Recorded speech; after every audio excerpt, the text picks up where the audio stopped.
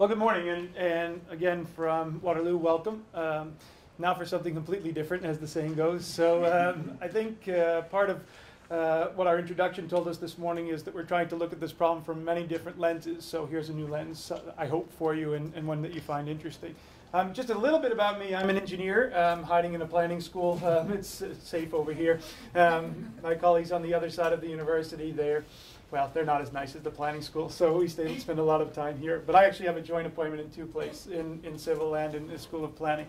And so I tend to look at this issue of suburbanization maybe more empirically and maybe more technically driven than others in the room. So hopefully, again, that's a unique perspective. Can you hear me okay, or shall I put this on? Okay. Figure out how to do that. Okay, so what I want to talk about today is really, so my own story is that I grew up in Massachusetts outside of Boston. I don't want to hear about the Red Sox if any of you were in town for the weekend. It wasn't good. And then I moved to Philadelphia to do my schooling, and then to Albany, New York to work, and then back to Philadelphia. So I've been up and down the East Coast for most of my adult life. And a lot of what I'm going to talk about today, really is derived from my observations living in that part of North America. So that's the basis for what I'll talk about. And really I want to look at how cities evolved in that part of the world and get to this concept of edge cities or activity centers. I think that'll probably be familiar to most people in the room. And then let's look at the transportation characteristics of these centers, and I'll rely heavily on the work of Severo and others from the 80s and 90s, where they really did a lot of study about how those centers were functioning in that time period. And then the question is, what should we do about those city forms that we've seen evolve over these last, post-war period? And is there a need to retrofit those cities, and is it possible to make them function in a way that is better not only for society and for economy, but also for the individuals who live in those areas?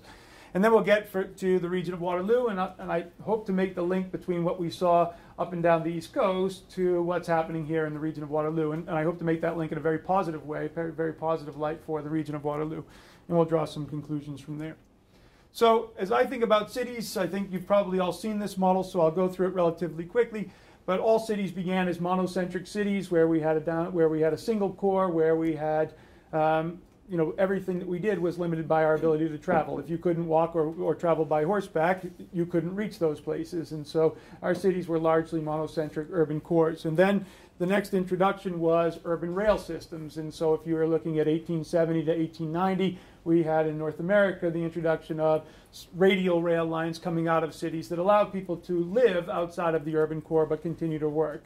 The interesting part was that the transportation to and from those urban radial lines, the rail lines, was still by walking. And so you really had concentrations around the radial lines with very little infill. Of course, that comes to a change when we get the car, right? And all of a sudden you get this suburban infill, and you have this vast expansion of the urban area. And what's really interesting is that you have this confluence of freeways that end up in the downtown core. And so now anybody who is trying to travel regionally has to go through the downtown core by freeway and is experiencing all kinds of congestion in the downtown core. And so the answer to that is obvious. You build your radial freeways, your circumferential freeways around the outside of that city. And those freeways were meant to be bypassed. This is the 401 example. This is the 495 example. This is the 278 example in New York. Every city up and down the East Coast has a freeway that is of this structure. Now the story is, of course, as many in the room know, that as you started to build these radial lines, it was those who were most economically mobile who were able to move out, and all of a sudden you found suburban areas with very highly educated, very mobile folks, and soon the employers came after, looking for that labor force and also looking for the cheaper land. And what began to happen was they would converge around these confluence of the freeways and create what are now called activity centers or edge cities. So you have this city that formed that ended up like this, with edge cities, activity centers, and I think we call this now polycentric cities, right? This is what the North American model has become. So here's a quick example. This is actually, if you look here, this is Washington, D.C.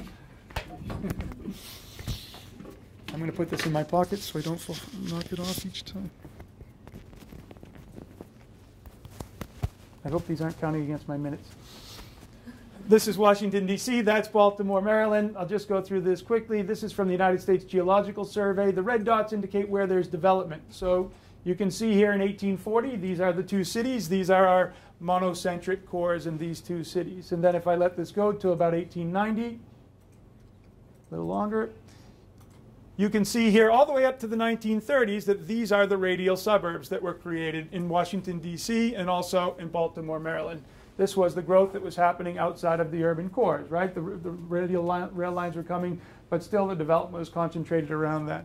And now if I let this go into the post-war, you can imagine what this is going to look like. That's only until 1992, so the last 25 years of suburbanization or outward growth in these corridors isn't shown in this diagram. But you can see pretty well that this is now the outgrowth of all of these metropolitan areas. So this has been basically the history. We started out for having monocentric cores. We introduced transportation infrastructure. We serviced all kinds of land. So we introduced hydro, water, sewer into these areas, made them accessible, made them desirable, and all of a sudden we had this outward growth. First radially, but then certainly the economically mobile were looking to move outside of those areas. And there's lots of reasons, and this is, of course, the subject of hundreds of books, so I won't try to cover it in 2 bullet points, but this is the evolution from which we're working. So the question is, what does the subcentering mean in terms of contemporary urban environments, and how important is it, and how do we deal with it? And so this is largely looking at the work from Severo. So in San Francisco, the Bay Area has these subcentering patterns. Washington, D.C., Tyson's Corner is probably the classic example of subcentering, an edge city. It's what Garreau wrote about in 1991 when he described edge cities. And I think the ratio of jobs to population in Tyson's Corner is about 10 to 1. There are any number of major corporations that have there. And so if we just look between 1880 and 1890, the percent change in each of the employment centers here, 17% or so, 45% increase in population, and 65%, in employment, 65% increase in population over that time in all of the suburban centers that Severo studied in the San Francisco Bay. And if we look at these spatially, I like these diagrams quite a lot. These are stolen directly from him. And so the peaks here, the vertical axis is actually the employment density that we're looking at. And so if you look here, this is basically the San Francisco Bay Area in 1980. And then if we go ahead to 1990, you can see that these are a whole number of activity centers that were born in that 1 decade. So employment continued to move out, and we had really a very polycentric area in the metropolitan region. So what are the characteristics of these centers? Well, at the same time, this is what we were talking about. We were stuck in traffic. We were still stuck in traffic. We were driven apart. We had suburban gridlock. The fundamental problem with these activity centers was that they were built at the time of the automobile. And the core concept was that all of the traffic that was going to be accommodated in these core areas was going to be accommodated by the automobile. And they were never planned or designed or facilitated for the kinds of densities that they actually achieved through just market forces. The question became, how can we actually make these systems to be more intermodal? So Severo asked the question, what is the relationship between the dependent variables, the independent variables here, and a person's likelihood to choose car to go to work? And it turns out the most statistically significant was how much parking we provide per employee. And the answer is that in most of these suburban edge cities, we supply 2 parking spots for every single employee. And because we have vast swaths of land, when we started out, there was no reason to be judicious at all in our planning for parking, so we just provided as much as we had available to us. The idea of mixed use, the more mixed use we have, this has a negative coefficient, so if we were able to increase mixed use, we would actually be able to increase or decrease the amount of auto traffic that was generating there. Of course, on a parcel basis, there was no mixed use at all. It was homogeneous office that was separated by homogeneous parking, and then separated finally to homogeneous residential on the outside. And so there was really no mixed use going on. Severo also asked the question, what are the relationship between the likelihood of using transit and the dependent variables? And so the parking spaces, again, were statistically significant. The presence of mixed use was statistically significant. Auto occupancy was also statistically significant. So is there any way that we can actually get more than 1 person in a car? The average, of course, the average person occupancy for traveling in these areas is about 1.04, something like that. So that means 1 out of every 25 has a second person in their car. Everybody else is traveling by themselves. And so this quote I thought was quite good. He looked at the suburban centers, and he looked at about 90, but this sample comes from a smaller set of 6. But none of the surveyed activity centers has a transit mode share greater than 1%. So 99% of the travel that is going to these edge cities or these activity centers that Severo studied was coming by car. So how do we fix that? Do we need to fix that? Is this a problem in terms of suburbanism? I think yes, but I don't want to prejudge. As a transportation engineer, this resonates with me. So what are our current objectives? How do we solve these problems? Well, I think if you asked any of my fourth-year planning students or second-year planning students, they would say that what we should do is lessen our dependence on the automobile. And there's lots of reasons why we should do that: the environment, equity and mobility, economic competitiveness, public sector spending. And this is what you hear all the time. But I think what you don't hear, and what's not on my list, is that there's actually now a preference. And the data and the evidence is really becoming stronger that there is a preference for people not to own a car and not to travel by car. Marcus just sent me the other day a list of what is the age at which people get driver's license and the percentage of people getting driver's license, and that number is declining. And so beyond all of this benefit of lessening our reliance on automobile, it seems that preference now is actually starting to come into play for the same sort of thing. We want to improve transportation choice, and really we want to manage the way in which cities are decentralizing. I will argue that cities for the longest time have grown outward, and then transportation has hurried to try and catch up to the decentralization.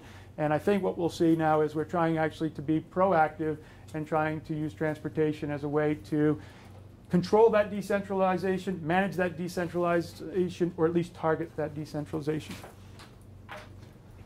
So how do we do that? Well, one thing that I think that planners and engineers often do is they lose track of the market, and I think that's a mistake. I think that there's an ability to use the market as a tool that is to our benefit. And so if we have these naturally occurring activity centers that are already happening in the market, why don't we connect them by higher order transit? And why don't we, or by higher order transportation, whatever that is, and then concentrate that development along this corridor that connects these activity centers? So inside a metropolitan area, rather than thinking about single lines, let's look at networks of transportation options that connect these naturally occurring activity centers and see if we can't use policy and economic incentives and regulatory tools to incentivize development along these corridors so we arrest this outward development.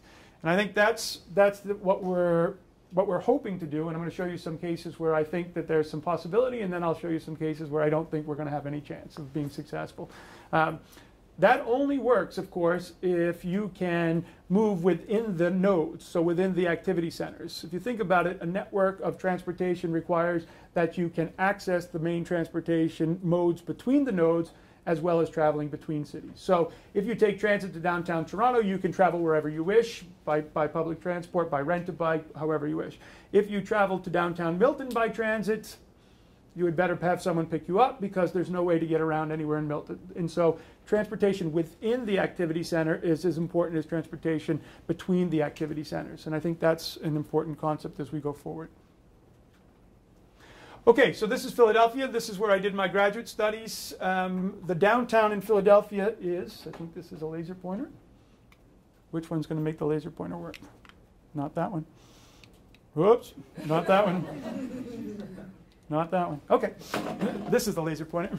So this is downtown Philadelphia here, Camden, New Jersey, across the river. And what I looked at were these activity centers. This was a decade ago we did this work. But we looked at this activity centers, and it turns out that anything in the dark blue here is a concentration of employment. And I looked at the connectivity between these concentrations of employment and the downtown, and generally amongst all of the activity centers and within the activity centers. And it turns out, for anyone who's been to Philadelphia, they have a tremendous system of regional rail, 450 kilometers of regional rail service throughout this. All of these activity centers are well connected to the downtown.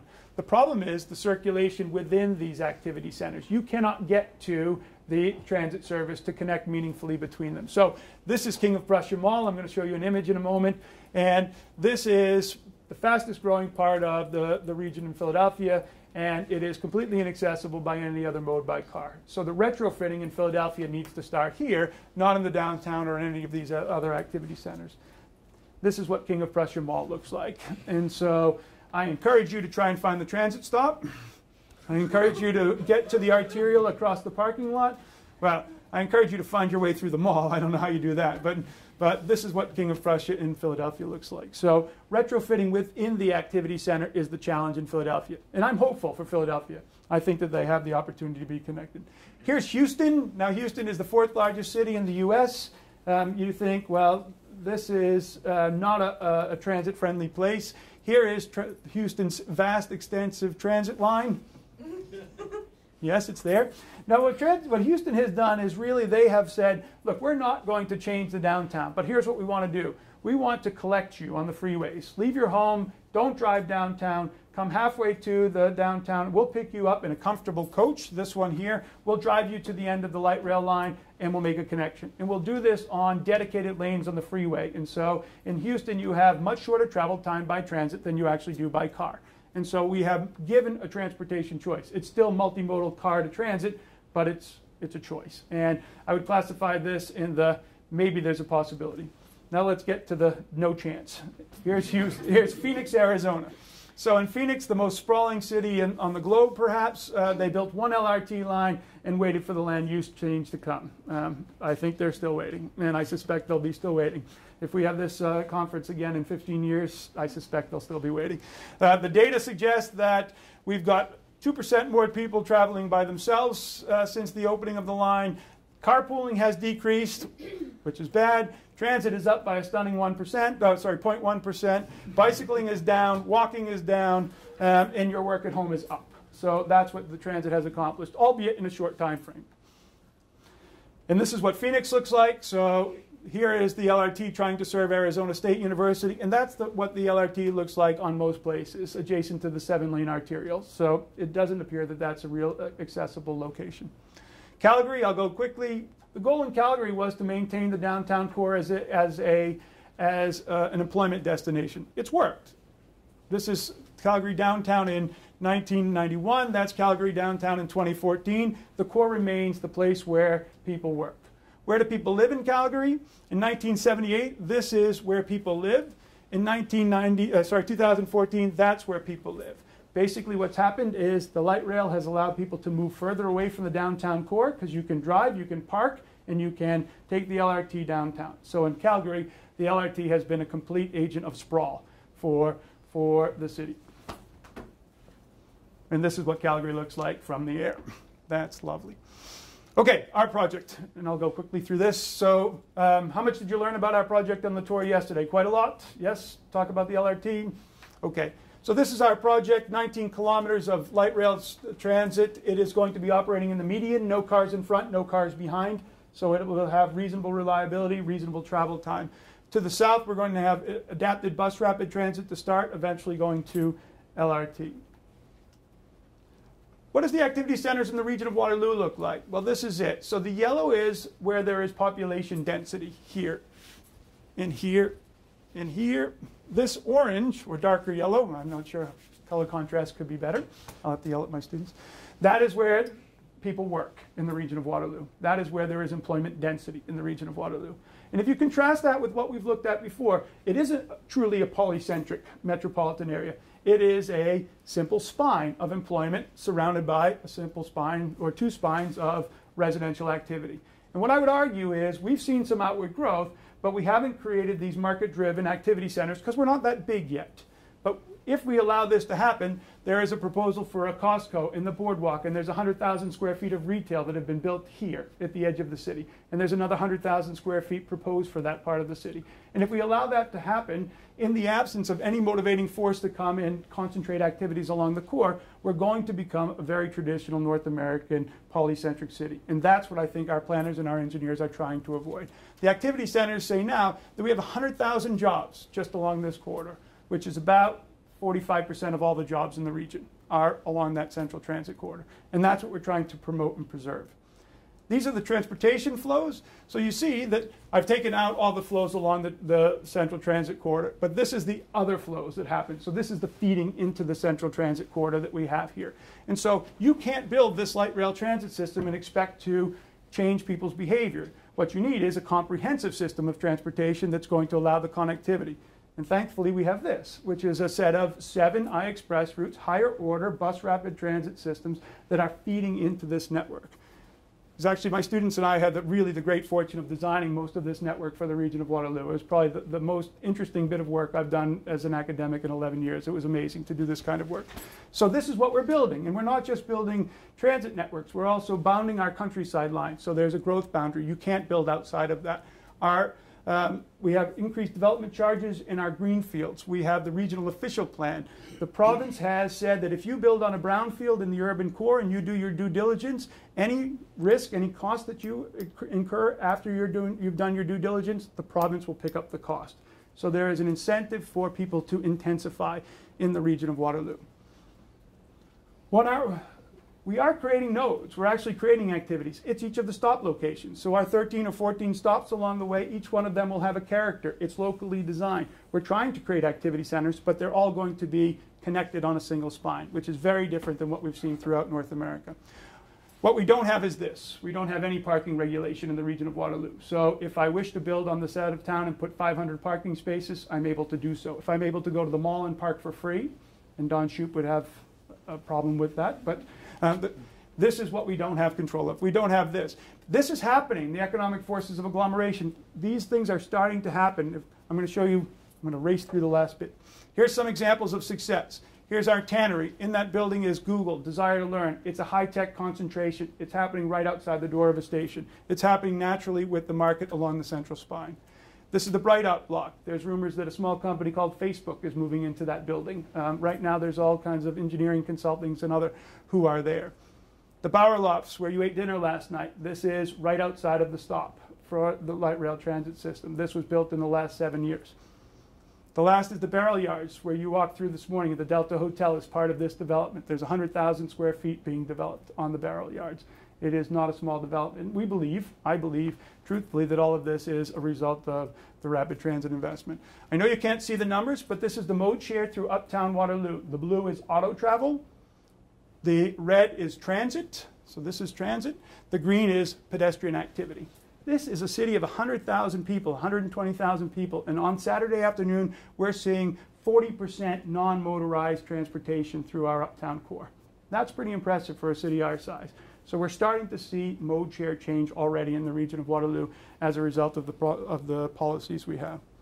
So just to sum up, I'm probably over time, the conclusion, that typical pattern in North America where we provided transportation infrastructure, we serviced areas, we allowed the market to drive outward with very little control. The market created activity centers. Now we're trying to retrofit and connect those activity centers. In the region of Waterloo, our growth is just beginning. I should tell you that we're 520,000. We expect to be 750,000 in the next 15 years.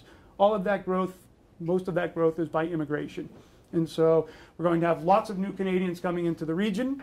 The natural growth rate is very small. And so how we develop is going to be really about how immigration integrates into the Waterloo community. And so this is our goal here, is to really, we're relatively low density. Are we a suburb? I don't know. That's for us to decide, I suppose. We wouldn't have this conference if that question was easy to answer.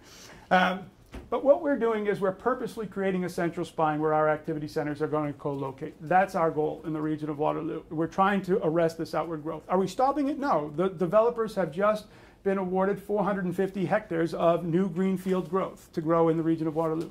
So it's not stopping outward growth. It's just being strategic and purposeful about how that growth occurs. And I guess I'll stop there. Thanks very much.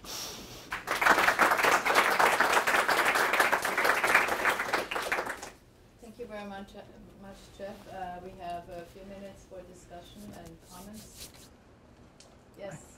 I think it's really impressive, particularly looking at the increase in public transit use. And I just wondered if you'd done research on the non-changers to see if there are any particular characteristics, whether there's a social reason or cultural reason for not choosing, whether it's particular ages, or whether there are just some particular locations that or people's life patterns, if you like, right? So sharing or whatever, that make that difficult. I've got two observations there. We did a survey, a focus group, and a written survey asking the public about their perception of transit in the region and their likelihood to use LRT. And the data suggests that if you are older, if you are suburban, if you are wealthier, you have less of a likelihood to use rapid transit, and that's, I think, consistent with every other study on the topic. But there is actually a stronger support than you would expect from that demographic.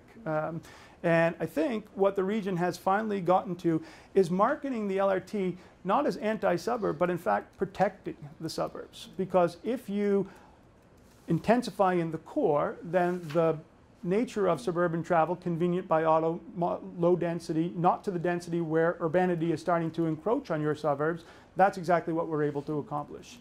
The second bit of data that I have is a lot of the growth in the region of Waterloo is from student ridership. There's no question.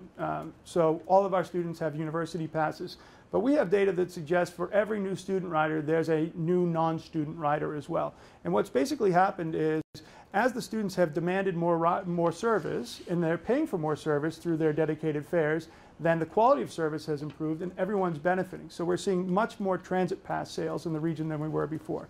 And so, as I said, for every one new student rider, there is a new non-student rider. So I don't have specifics of who's supportive, who's not supportive, who's changing, who's not changing, but the support tends to be relatively widespread, and the message of transit as a suburban supporter or suburban security is really an interesting one, I think. Yes. Yeah. Uh-oh. Pierre and I have had this conversation before. Oh boy, that's been going on for years and years. So that's going to be the new iteration of that debate. I agree with you. I think it is very positive, the way development is taking place within the region and the impact of the LRT as well. But can we afford to follow two strategies at the same time within the region? Have the concentrated round strategy with the LRT in the middle, but at the same time, and you were showing that in terms of the location of retailing, you know, you have that is happening at the outskirts of the metropolitan region. I mean, yesterday, Kevin Eby had shown us some residential development that's happening at the border. What he did show us, though, was all the retailing as well that was going along with that. So the way I see the success of the LRT is that if you can put as many origins and destinations as possible within the corridor, so then people can use the LRT go from one origin to the destination, it works. Yep. But if you start pulling them out while you're following a concentrated policy, it's hard. I agree completely, Pierre. I think allowing the boardwalk to be developed, so this is the big box stores, the Lowe's, the Home Depots, all of them to be developed on the west side, completely away. I make this argument. It's akin to building a wastewater treatment plant where you have no houses to connect to it, right? We wouldn't do that as a society. We wouldn't build a massive bit of public infrastructure, right, in a place where we didn't expect anybody to use it, or we didn't want anyone to use it, right? But at the same time, we allow retail under this market idea, right? Because there are those who live in that, and the extra 8 or 10 minutes to get downtown to a shopping district is too inconvenient. They want this large-scale suburban kind of shopping. And I think, to be perfectly frank, amongst friends, I would say this is where the region's policy has completely fallen down in the retail arena. I think that they're making grave mistakes. If you walk the length of King Street, you will see a very varied and very underdeveloped retail situation. You can buy a slice of pizza, you can get your hair cut, you can eat a hamburger, but you can't really, well, I mean, outside of certain places. Yeah, and you know, even ethnically, you often see enclaves of development, right? And so we do have a kind of an Asian neighborhood in downtown Kitchener where there's an Asian grocery and Asian restaurants and those kinds of things. But even that is sparse and underdeveloped. So I do think that something to catalyze retail development along the King Street corridor is incredibly important. Okay, again, I will collect questions. Alan, Igor, and Michael, and Roger. Okay, so you mentioned that the students there's a dedicated fare, like they're probably automatically paying for a transit pass. What is the impact of that? Would the successes that you described here be possible at all without that financial, I would say no to that. Okay, someone's got to help me and record the questions because I don't have a pen, so we can. Okay, thank you. We clearly see concentrated residential development coming in with the apartments within the activity nodes. I was wondering, is there a targeted employment residential ratio, and what is it now, and what is the targeted one? And the second aspect, one of the advantages of living in Waterloo seems to be housing prices. Is there concern over affordability as these activity nodes are strengthened? Michael? My question certainly follows this question. I wonder if there are any kind of explicit policies that were introduced to ensure that there's a kind of an equitable distribution of benefits of the rail, to ensure that people can afford to have access, afford to live and benefit from the system, and provide the kind of jobs along the spine that they would benefit from as well. Roger, did you have a question? Yeah, I'm again, from the point of view of the conceptual lessons we learned from this, I was wondering if we learned different lessons or began to think differently about this, and that's not to contest any of the results of what we were saying, which I think is very impressive. But if we think differently from the start about how cities grow and how they actually have grown historically, that we didn't all start from single cores. In many industrial areas like the Ruhr area or in the Central Midlands in England, there were never single cores. There were always multiple cores, and around the mines of England and the mines of Germany, the mines of France, city systems developed much like the post-suburban landscapes look today. Rail didn't always have just linear effects, and that Switzerland is an example for that. It has a network effect.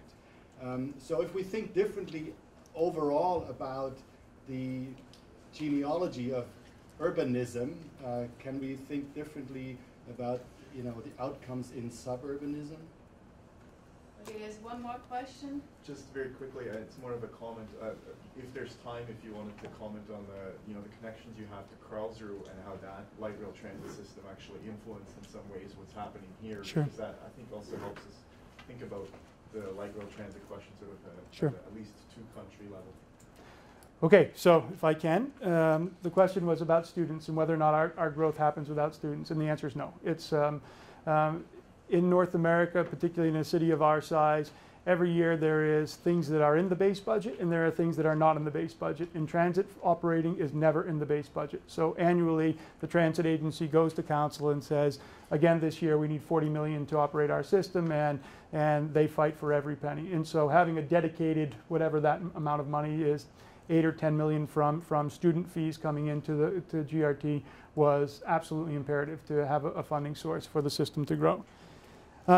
The second question was about residential density and the targets. What the province has told us is that we have to arrive at 250 jobs plus residents per hectare. Now, the split between jobs and residents is not prescribed by the province. But I think with zoning bylaws still the way they are, I think the split will sort of happen naturally. On the housing cost question, it's really quite interesting. Uptown Waterloo, there is this arbitrary border between Kitchener and Waterloo, and for a long time prices in Waterloo were 40% more than Kitchener. Now we are starting to see that is spilling into Kitchener, and you have to go further south in Kitchener away from Waterloo to get that disparity in housing. But I think what's happening is the natural penetration of the market is driving prices up in the cores, and even in the older residential neighborhoods around the Central Transit Corridor, for sure that's happening. And what the control strategies are for that, I don't know. That's outside of my scope, unfortunately. If they need some good transit service in those corridors, I can help.